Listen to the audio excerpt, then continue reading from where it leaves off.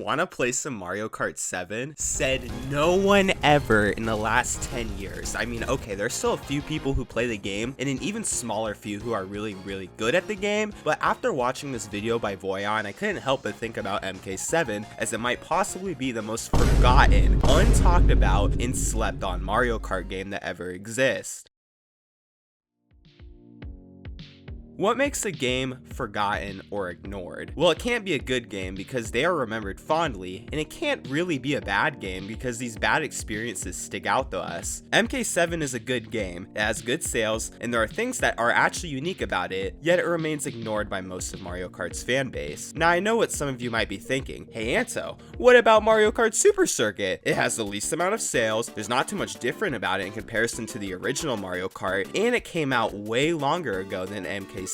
Wouldn't Super Circuit be the most ignored game? Well, the reason as to why Super Circuit is, in my opinion, not the most forgotten game is simply because of the fact that not many people know about or have played the game to begin with. So how can you forget about a game that most people haven't even touched in the first place? It may be more ignored, but it's definitely not more forgotten. With MK7, it is the highest selling game on the 3DS, 18 million people have bought it, yet there are probably only a few thousand playing it today, and even fewer people still talking about it today. So with all of that in mind, let's talk about Mario Kart 7. This game introduces two big gimmicks. The first gimmick would be underwater driving, which I'll talk about in a little bit, and the second gimmick would be the infamous glider, a feature that would very much spice up the design of tracks in this game, and a feature that would later go on to influence Mario Kart 8 Deluxe, which is the most successful Mario Kart game of all time. You would think that features such as underwater driving or the glider would make MK7 stand out, just like how Mario Kart DS stands out for its battle mode, or how Double Dash stands out for its 2-player 1-kart system, but unfortunately, it's just not enough. Being able to drive underwater is a cool gimmick, but it really doesn't add much to the gameplay in comparison to something like the glider. But when it comes to MK7's two new gimmicks, these same gimmicks are simply just improved upon in Mario Kart 8 Deluxe. There are more places to glide in Deluxe, and the movement is more fluid when it comes to underwater driving. That's not to say that these features diminish the quality of MK7, but more so the fact that there's less reason to play it when these features are ever present in Deluxe. But there's one more feature new to MK7 that in a way completely shifted how we play Mario Kart, and this feature would be none other than the vehicle customization system. Before Mario Kart Wii, all we had were karts, which ensured each kart and character produced its own stats, some better than others, but nonetheless you picked a kart and you were in. Then Mario Kart Wii came around, and they not only started displaying all of these different stats, but they also introduced bikes, which added a whole new layer of depth to your experience, a layer of depth that I and many other players deeply appreciate. But with MK7, they made things more simple, yet detailed at the same time. While they got rid of bikes, you are now able to choose your kart, wheels, and glider, all of which individually influence your stats. But once again, this gimmick is overshadowed by Deluxe, especially given the fact that Deluxe brings back bikes, and there are more character/kart combos to choose from. So it's set in stone then. Deluxe is just an improved version of MK7, which is why it's been forgotten by its fan base. Well, that's not exactly true. People don't play Deluxe over MK7 because of the improvement it has over it. They play it because it's the most accessible Mario Kart game. There are not only way more people to play Deluxe with, but the Switch itself makes it even easier to play Deluxe because you have the flexibility between handheld and home console gameplay, while MK7 is exclusively handheld. You know, this whole ordeal between MK7 and Deluxe reminds me of 3D Land and World. So many people played 3D Land, yet no one really talks about the game as it's overshadowed by 3D World. But if it weren't for 3D Land, then 3D World wouldn't be nearly as good as it is. It was the foundation for that game that went on to make 3D World great, and I don't think people realize how influential MK7 is when it comes to both Deluxe, but the potential future of the Mario Kart series. MK7 may be ignored by most, forgotten by most, and on a surface level, it is overshadowed by most, but when you dig deeper, it has some hidden gems. I can understand why it might not be as memorable as other Mario Karts, which I'll get into, and it's certainly no masterpiece, but there is so much more that meets the eye when it comes to this title. This game deserves more recognition, more attention, and most importantly, more credit. So if you'll excuse me, I think it's time we give credit where credit is due. When it comes to any Mario Kart, the single most important part of the game is the track roster. Regardless of what the mechanics or gimmicks are in any given Mario Kart game, the track roster is single-handedly the biggest factor when it comes to your playing experience, and when it comes to MK7, the track roster is way more robust than I think people realize. I definitely think that they could have chosen some better retro tracks, because let's be honest, they really didn't need to make Luigi Raceway from Mario Kart 64, but as far as the Nitro tracks go, I genuinely believe that there isn't a single bad track. Now sure, there are some forgettable tracks, such as Toad Circuit or Cheep Cheep Lagoon, but I would argue that most of them are extremely good, especially once you start to get to the Star and Special Cup. Music Park is filled with interesting turns, piranha plants bobbing their heads, music notes bouncing around, all of which contribute perfectly to the track's gameplay and unique theme, not to mention that there are so many smaller details when it comes to this track, such as being able to time your tricks off of this shockwave thanks to the music. I'm not really sure how Music Park is a park, but it's definitely music. There's DK Jungle, and considering the fact that Donkey Kong has already gotten his own track before, this is by far the superior course. I mean, you got to fly out of a fucking temple, meanwhile in DK's Jungle Parkway, you just...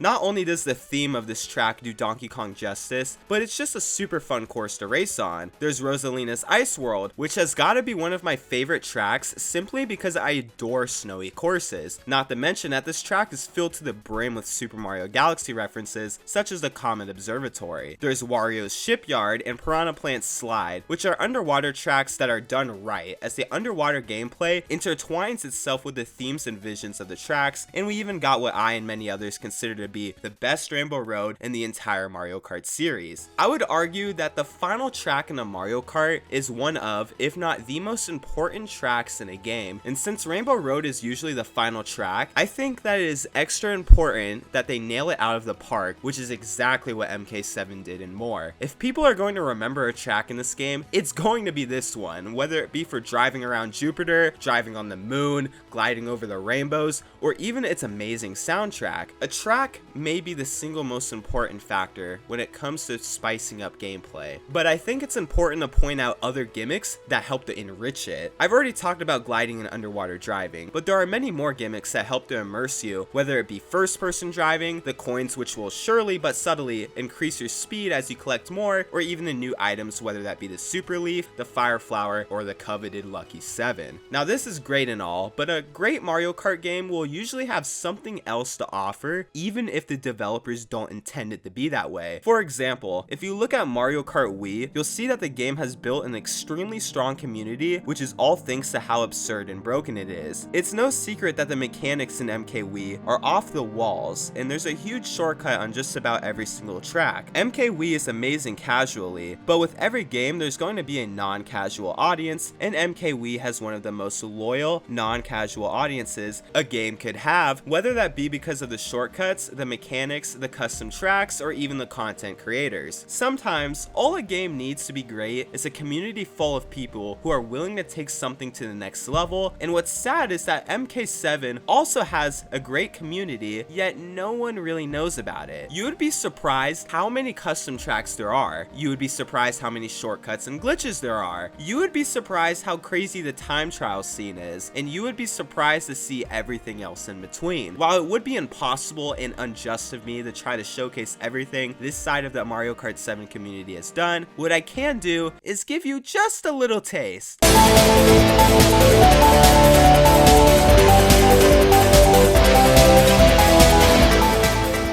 This game is just crazy when it comes to how people have dissected it, but all of this and more leads me back to the title of the video. You see, Mario Kart as a series is better than what we give it credit for. MK7 is a great game, but because of the bar the other games set, it has a struggle for identity and personality. While a lot of aspects from a lot of Mario Kart games sort of blend together, it's very difficult to find something about MK7 that makes it shine high and mighty above the other titles, especially especially with the release of Deluxe. MK7 has crazy ass shortcuts, but so do most other Mario Kart games. MK7 has plenty of great tracks, but so do most other Mario Kart games. MK7 has kart customization, gliding, and underwater driving, but so does Deluxe. There are a few smaller things MK7 has, like first-person driving or Honeybee, but I think most people who have played MK7 will realize that what you can get out of it is very much present in other Mario Kart titles. You know, it's a shame how overshadowed this game is by both its predecessors and successor. There's no denying that a lot of things in this game make it a hidden gem, but I would be lying if I said that there is a lot that makes this game unmemorable. I've praised this game, but it's time to remember everything that is unmemorable about it, and what better way to start than by looking at the modes this game has to offer. As per Mario Kart tradition, there's of course Grand Prix, time trials, and battle mode, but there's also coin runners, which I honestly thought was a new game mode at first, but it's in Mario Kart Wii. Not only is there not any new game modes, but MK7 does not do much to innovate on the already existing game modes. If you look at coin runners, they did change a bit, but these changes aren't that good. For example, they capped the amount of coins you can collect at 10 in the hopes that combat would be more encouraged, but from experience, it just becomes a race against the clock. Not to mention that the coin runner stages in MK Wii are so much more grand, while MK7 is just bland. When it comes to MK7's character roster, there's only 16 characters to choose from, and some of the choices here are interesting to say the least. I'm all for new characters such as Honeybee or Wiggler, but then we have fucking Metal Mario, when we could have had a character such as Waluigi, especially considering the fact that this game has Waluigi Stadium. I don't think the characters are bad, but it just surprises me that they only put 16 in this entry when the last game had 24 to choose from, but I digress. While this game does contain a lot of great tracks, there are a lot of forgettable ones too, and what makes this worse is the fact that some of the most forgettable tracks are in the very first cup of the Grand Prix. While I believe that the last cup of a Mario Kart is super important when it comes to leaving a lasting impression on the player, I also believe that a first impression is just as important, so when Toad Circuit is the very first track, it's easy to understand why people end up ignoring this game. While every first track in a Mario Kart is some sort of circuit, it's usually an opportunity to introduce the game's new themes or gimmicks. For example, with Deluxe, we got to see anti-gravity in full motion with this section of the track, but in MK7, we get a boring, unpolished, and plain looking track in which there is just one small gliding ramp thrown in. I honestly think that the second track, which is Daisy Hills, would have been a better first track, not because it's groundbreaking, but because it has this big gliding section. Speaking of Daisy Hills, I honestly really like what they were trying to go for with this track, but I think that certain sections of it drag on for too long, not to mention that they could have added more personality to it, whether that be by making the town more lively or by adding more animals in the grassier sections. Then there's Cheep Cheep Lagoon, which is the first time we see underwater driving, and once again we have a rather forgettable and bland track. Overall, with the exception of Shy Guy Bazaar, the Mushroom Cup is just very weak when it comes to its selection, which is not a good sign. This weak Mushroom Cup is then followed up by a better but still kind of weak Flower Cup. Now don't get me wrong, Music Park and Rock Rock Mountain are, at least in my opinion, great tracks, which is why we see them return in Deluxe, but the first two tracks in a Flower Cup, while good ideas, are executed poorly. Mario Circuit is Mario Circuit, so I don't think there's much that needs to be said there, but Woohoo Loop had so much potential to be an amazing track, but it just lacks personality. Instead of driving on the outskirts of the island, in which you're really not surrounded by anything interesting, I wish we could have instead drove through the island, and the same can be said for Maku Woohoo, because then that way, we would not only get more references to Wii Sports, but the tracks would have been so much more immersive. Like I said, the Star Cup alongside the Special Cup have strong track selections, but my point here is that the first two cups, which are arguably the most important when it comes to leaving an impression, are super bland. Music Park, in my opinion, is the first memorable track, but by the time you get there, you've already played through 6 non-memorable tracks. I'm super glad the last two cups make up for this, but nonetheless, we all know that Nintendo could have done a better job here. Then there's the retro tracks, and I would argue that the quality of these are more scattered throughout the cups, but nonetheless, I would once again make the argument that a lot of these tracks aren't bad, but definitely forgettable. SNES Rainbow Road, GBA Bowser Castle 1, DS Luigi's Mansion, and DS DK Pass aren't bad tracks, but they just don't stick out in my memory at all. If I want to think about a snowy track, I'll think about Frapp's Snowland, Rosalina's Ice World, or even Sherbet Land, but never will I think about DK Pass. This doesn't make DK Pass a bad track, just that it blends in my head with the others. When it comes to having a good retro track selection, I think there are two things to consider. The first thing to consider is obviously the tracks they select from older games, but the second and most important thing is how the game redesigns the tracks and makes them their own. Some tracks in MK7 do a really good job of making the retro tracks their own. I mean, look no further than GCN Daisy Cruiser. The underwater sections are cleverly woven into the course, and the gameplay is actually enriched thanks to MK7's capabilities. But I hate to say that this is not the case with a lot of retro tracks, because in my opinion, some of them either feel the same or they just feel like straight up downgrades. For example, in Koopa Cape, this tunnel section feels a lot more bland because they got rid of those spinning shock things.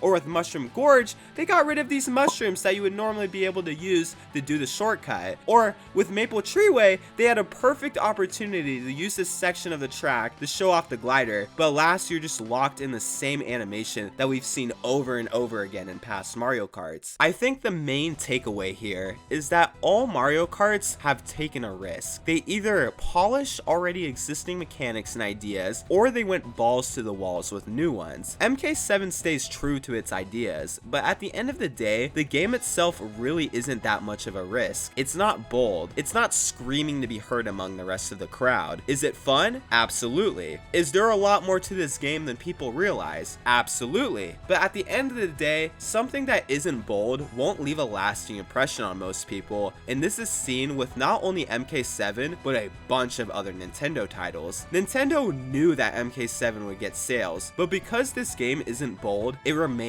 in the shadow of its competition.